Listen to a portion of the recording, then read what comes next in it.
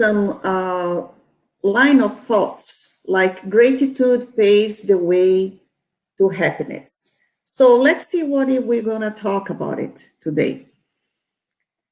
Before we get right into it, I'd like to acknowledge the source of this talk is the study by David Stendhal Rest, he's a monk, and also from the book Psicologia da Gratidão, which translated by Psychology of Gratitude by the benefactor Joanna de Angelis, and we're gonna, analyze and discuss some of the excerpts from this book. So gratitude paves the way of happiness. So there is something we all share, you and me and each one of you. Something it's very personal. It's very central of our worries. So we thought a lot about that. And it's also shared with everyone in the world. So everyone in the world think about that. And this serves as a motivation to whatever we do or have to put up with. And that is that all of us, we all want to be happy. So in this, we are all together, right? However, we differ from one another the way we imagine happiness. That's different from each one of us. But it still is already a lot that we have this in common, that we want to be happy. Now, the topic today is gratefulness or gratitude. What is the connection between happiness and gratefulness? Let's talk about that.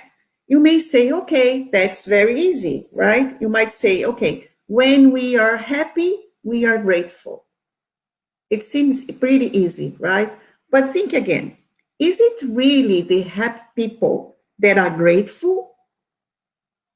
So I'm sure you know a bunch of people.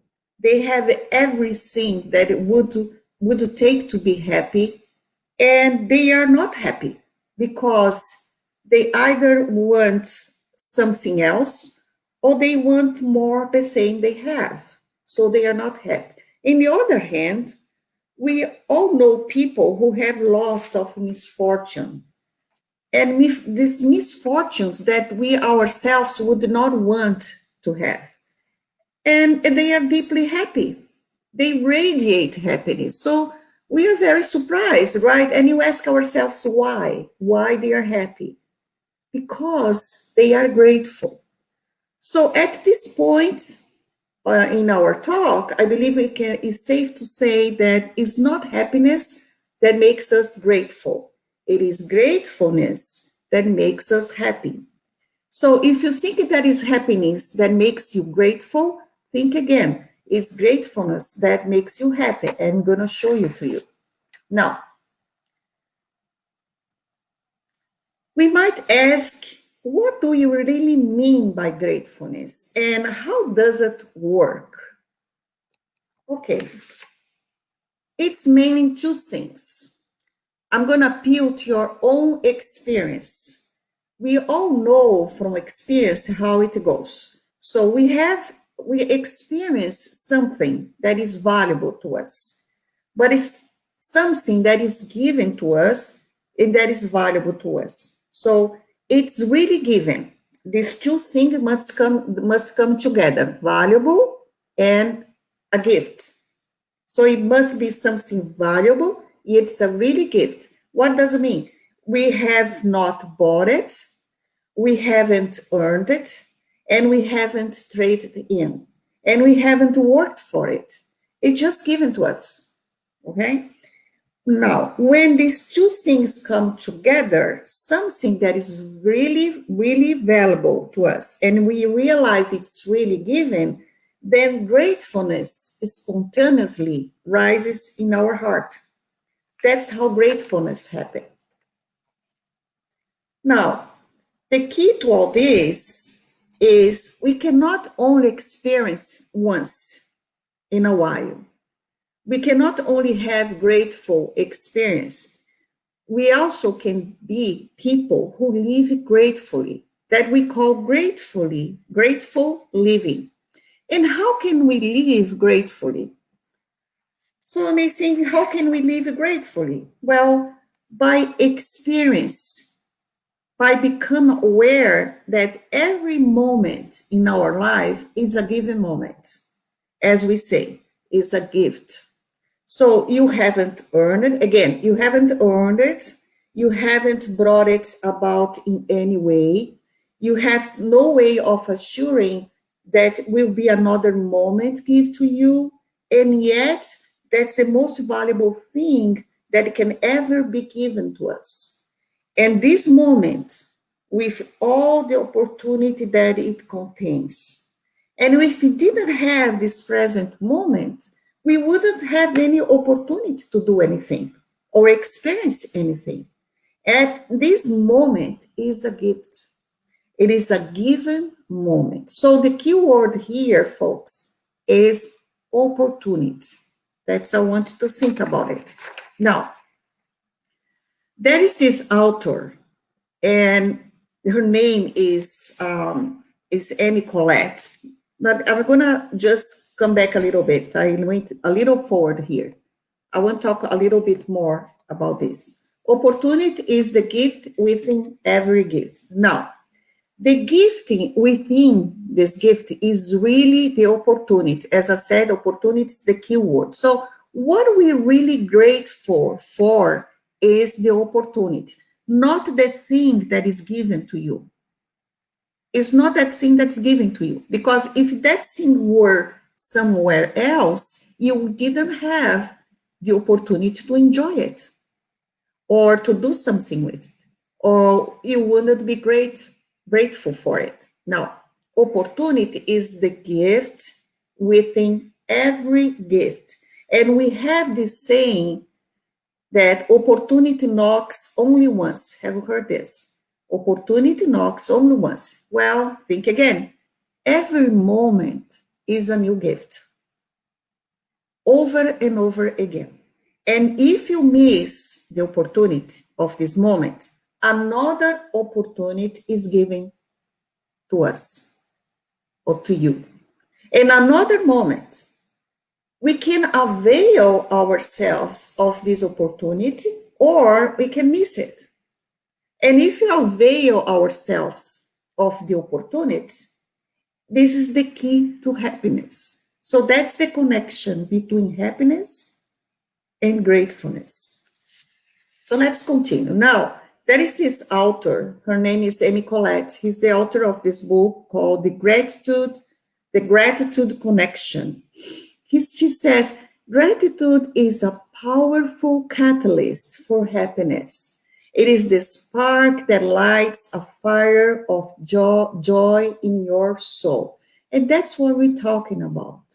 That's the gratitude that is going to bring, if we live gratefully, and if you see every moment of our life as an opportunity, that's the key to happiness.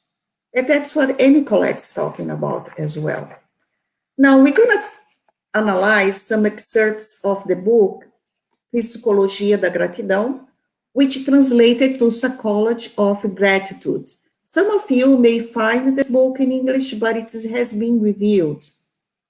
So if you're interested, I ask you to wait a little bit because they're going to review this translation and publish again. But we bring some of the excerpts of this great book by the benefactor Spirit Joanna de Angelis through the directed writing of Divaldo Franco, psychography of Divaldo Pereira Franco. Okay. What is gratitude has to do with health, has everything to do with health. In these days of violence and cruelty, of indifference to the relevant moral and emotional values, gratitude has a significant role to play in reference to the vital health of human beings. How, right? Now, behold the master key to our happiness in our own hands. So moment by moment, we can be grateful for this gift, this opportunity. Does that mean we can be grateful for everything? Certainly not. Okay? We cannot be grateful for violence. We cannot be grateful for war. We cannot be grateful for oppression and for exploitation. On the personal level, we cannot be grateful for the loss of a friend, for unfaithfulness, or for bereavement, or even from this pandemic. We are not grateful for that. So we didn't say we can be grateful for everything. What we are saying here, that we can be grateful in every given moment of the opportunity. So if you lose a friend, of course, we're going to be very sad. But also, we're going to be grateful for what? For the time we shared the existence with this valuable friend, and so on. So even we are confronted with something that is really terribly difficult, we can rise to this occasion and respond to the opportunity that is given to us in a positive way. If you face this opportunity as a challenge, so it isn't as bad it might seem, right? So actually, when you look at experience, you'll find that most of the time, let's be sincere, most of the time, the opportunities that we have is given to us is the opportunity to enjoy. And we only miss it because we are rushing through life and we are not stopping to see the opportunity. Sometimes it's a stranger that gives you a kind word, but you're so in rush with life, you're not grateful for that, right? That's what we're talking about. Now, also from the book, she talks about law of cause and effect. As we spiritists, we study a lot. She says the following: to thank the good that is enjoyed, as well the evil that has not yet happened, and particularly when it happens, do the same. Consider that only what is necessary for the process of spiritual growth occurs as programmed by the law of cause and effect. So we know that when we came to this world, we are being helped by these spiritual beings. They are familiar to us. One of them is your mentor or guardian angel, whatever you want to call it, that's helped us, inspired us. And we have a kind of script in general terms, what we choose actually to go through this life.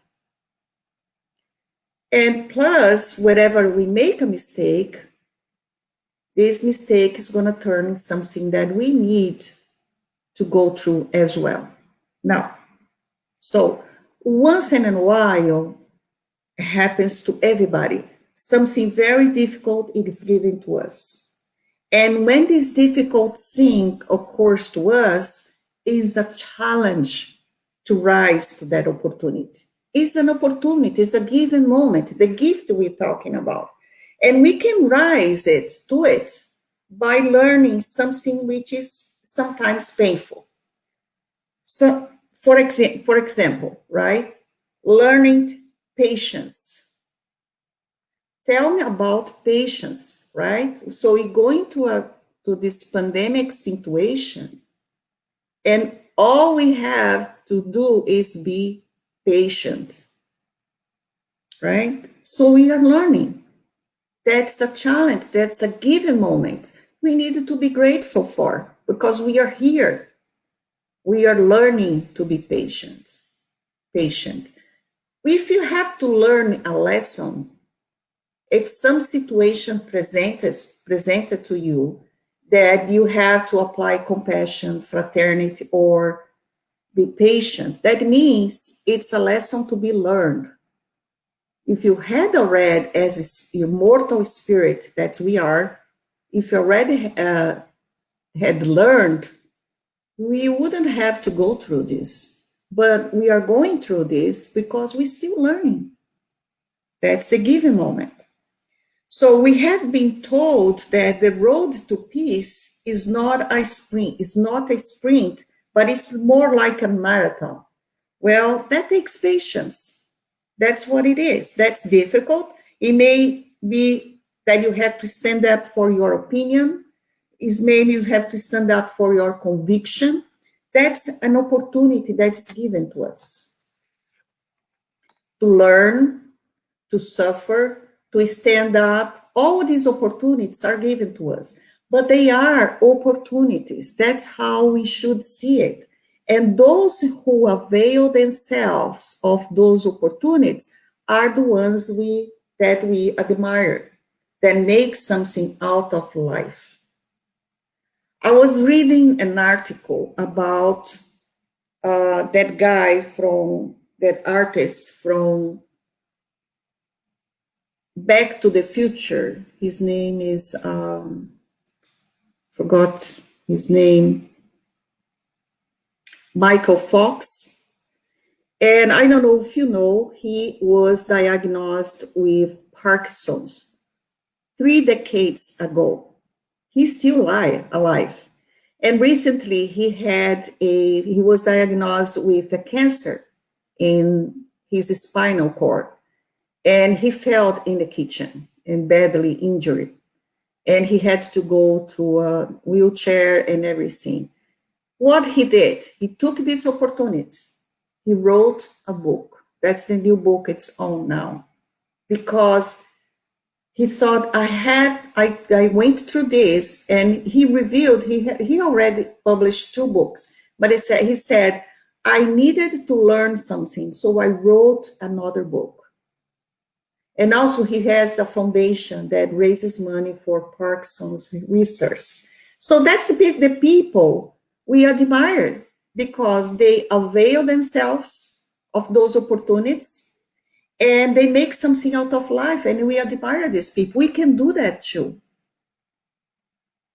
Not maybe in this dimension this example, but we can do in our lives as well. So throughout life's trials and blessings, because that's the world we live in, if we display a general attitude of gratitude, that's what distinguishes the Christian that we are, right? But also makes us lovely person to be around. I think you all agree on that. So practicing gratitude actually increases dopamine in your brain. You know, that stuff that makes you feel good. So it encourages your brain to seek more of the same.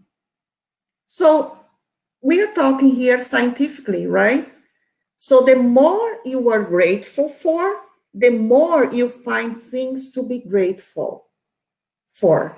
It just takes practice, right? And you wake up in the morning, and the first thing we ask for is, what am I grateful for? I don't know. I open my eyes. I say, I'm grateful. I open my eyes. I have one more day, right? We can be grateful for a lot of things. Now, God's signature. That's a beautiful passage of excerpt from this book. Gratitude is God's signature placed on his work. When it takes root in human sentiment, it manages to provide internal harmony, liberation of conflicts, emotional health through light as a star and a celestial immensity. We have God's DNA. So gratitude is God's signature placed on his work. That's what gratitude makes us feel. Now, what about those who fail to get they fail to avail themselves to this gratitude, to this opportunity. We always get another opportunity. That's the beautiful and richness of life. We always gonna have a given moment and an opportunity to avail ourselves and be grateful for and face the challenge. Of course, we cannot go through this talk without talking about Jesus. Jesus, as Joanna de Angelis called him, man light. Beautiful, right? The greatest example of psychological maturity, made his life a life dedicated to gratitude for the love with which he has enriched the earth, since then living exclusively for love and forgiveness, mercy and compassion. So we have our model to follow, which is Jesus. If you think about it, Jesus began and ended his prayers with words of thanks and praise to his Father. In the Lord's Prayer, he taught his followers to do the same. You can find this in the passage of Matthew, chapter 6, verses 9 to 13. And he even thanked God for the opportunity to sacrifice his life for the world. Do we need more example than that? This is this is the Gospel of Matthew, according to Matthew, in chapter 26, verses 26 and 27. So we have Jesus to thank for that, right? Now, gratitude, therefore, for all events must always be the mental and emotional attitude of all human beings. So you see authors like Joanna de Angelis in Spiritism. You see all the authors that I showed at the beginning, they all talk the same. So there is a wave of gratefulness because people are becoming aware how important this is, how this can change our world. I think you see on Facebook and other media, people uniting and let's pray for the peace on earth. This is gratitude. This is a way to show gratitude. So it can change our world in immensely important ways. Because if you are grateful, you are not fearful. If you are grateful, you are not violent.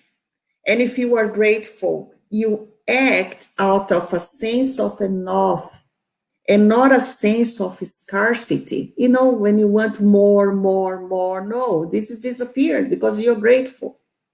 And you are willing to share. That's the important thing that makes us. Now, gratitude in social life.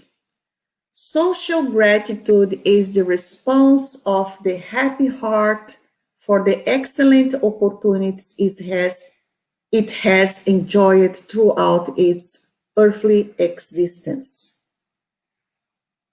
If you are grateful, you are enjoying the differences between people. The difference is not bothering you anymore. And if you are respectful, and you are respectful to everybody, and that changes the power pyramid, under which we live. We have here on the top a few people and overpower everybody that is on the bottom.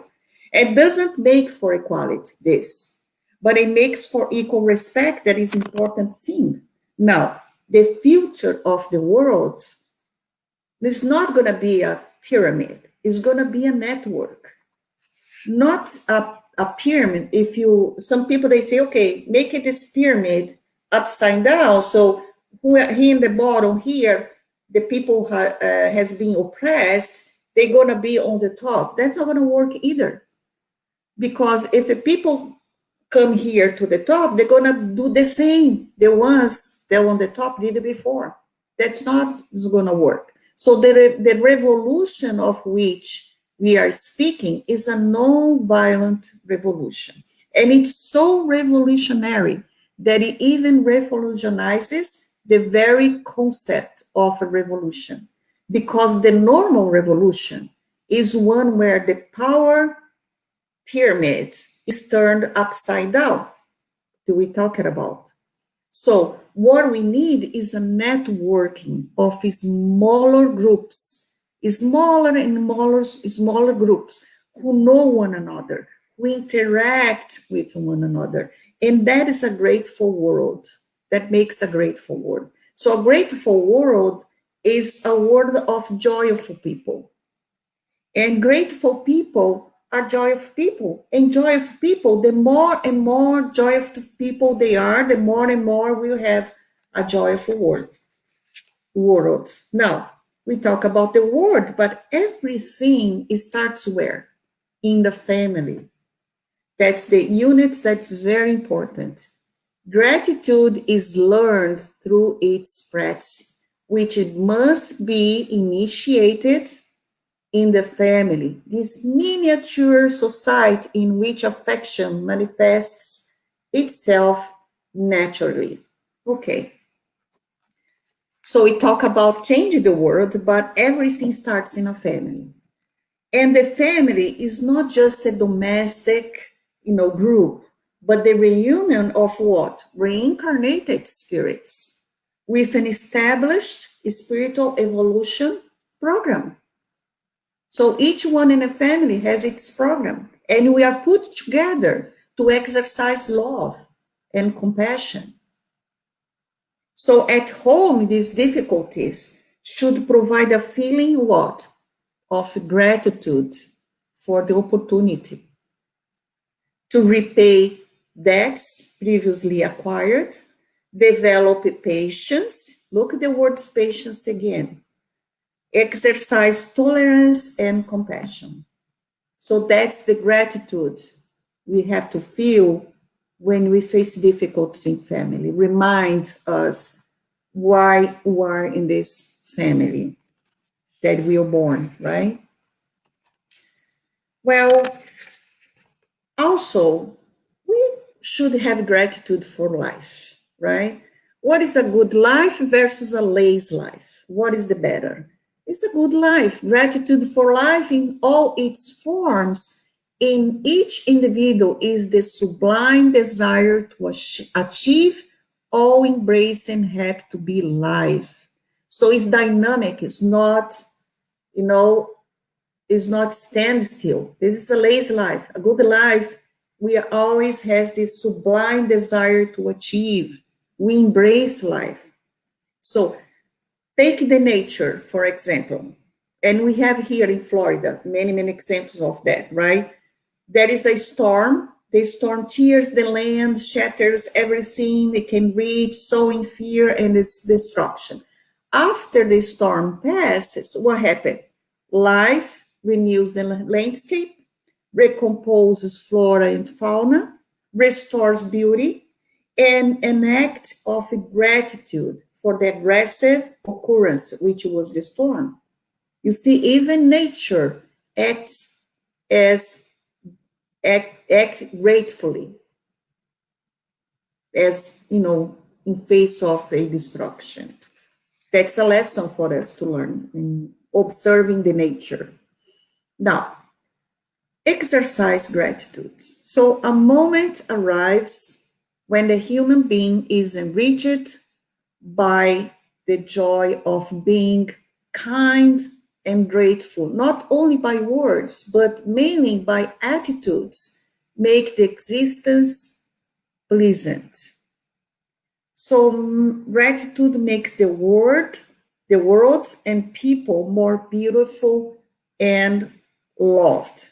Those are the messages that we want to talk about. It. So exercise of gratitude is take gratitude as a roadmap. So individual gratitude is a harmonious note to contribute to the universal symphony, expanding and becoming a collective sentiment that provides social, and spiritual balance of humanity. So, folks, let's make an effort to be grateful to every opportunity we face in life. So, thank you. That was the message today. And if you have any comments, we are very happy to talk about those comments. If you would like to, what are you grateful for? Tell me, each one of you, what are you grateful for?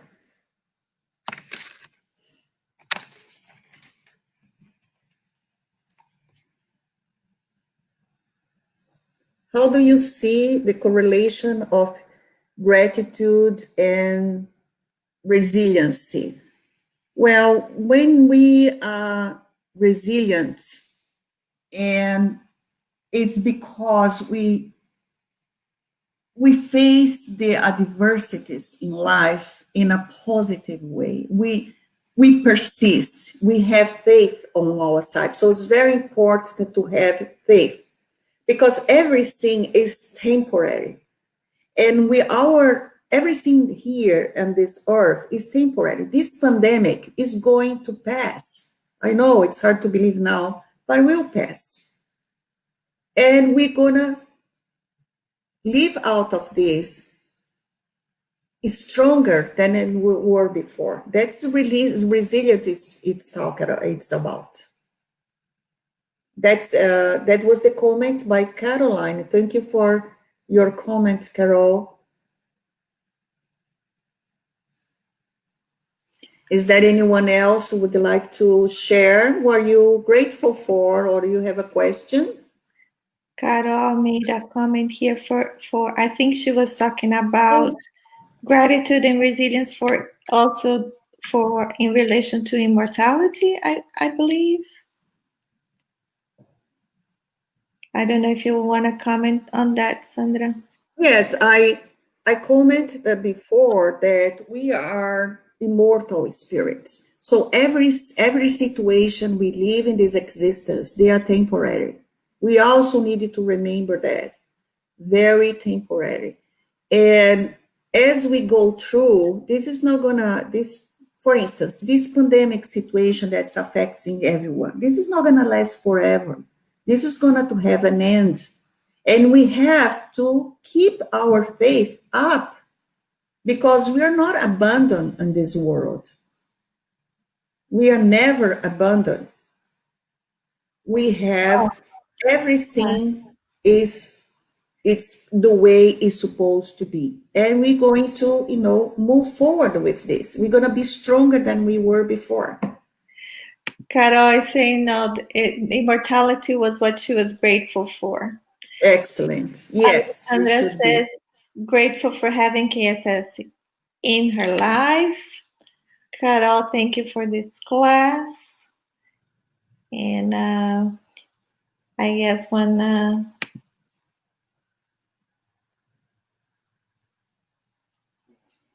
but yes, as people are making their comments, it was such an interesting class lecture, Sandra, when you thank you.